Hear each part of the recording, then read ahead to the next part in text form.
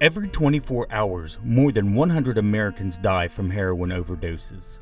Even closer to home, Dayton and the Miami Valley were recently listed as #1 in the United States for drug overdoses.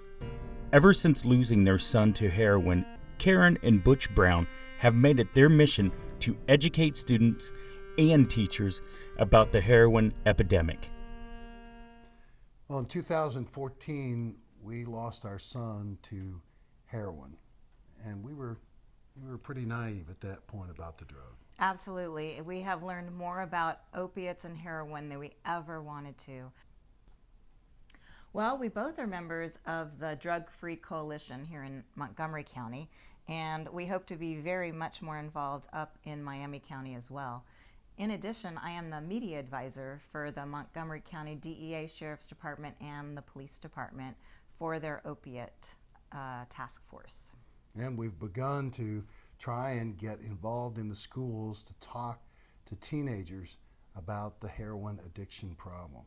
And sadly, what we're finding out is we're going to have to start reaching younger kids as well. We're finding out by the time they get to high school, it's almost too late.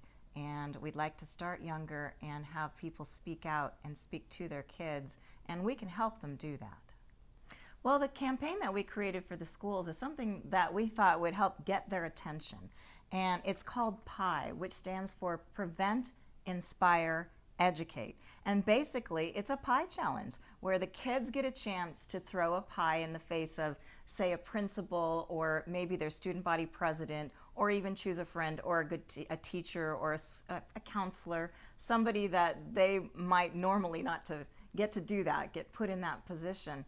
And they also, for the joy of throwing a pie in somebody's face, they are in turn asked to sign a pledge to help others prevent, inspire, and educate, and help stop their friends from even starting heroin in the first place.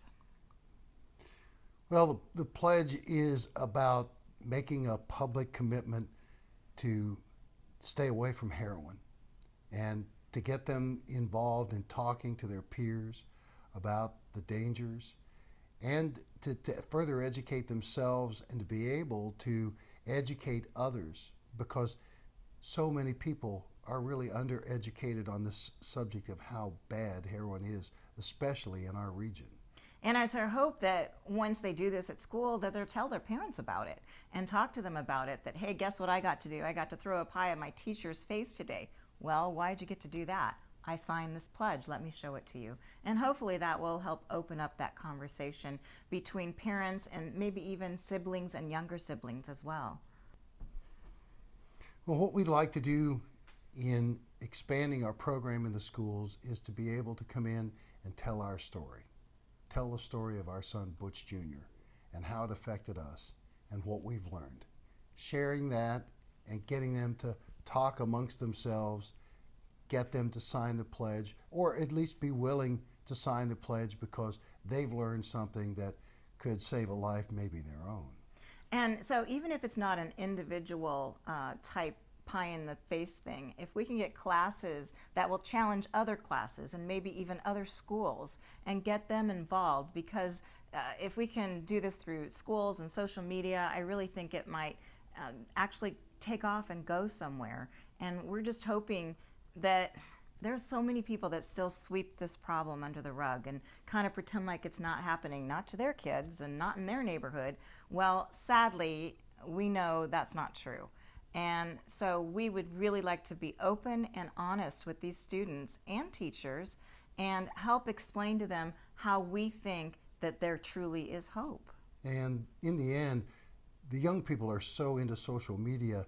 The Pie Challenge was meant to be something that they did and put out on social media to kind of go viral, not only around our region, but across the nation.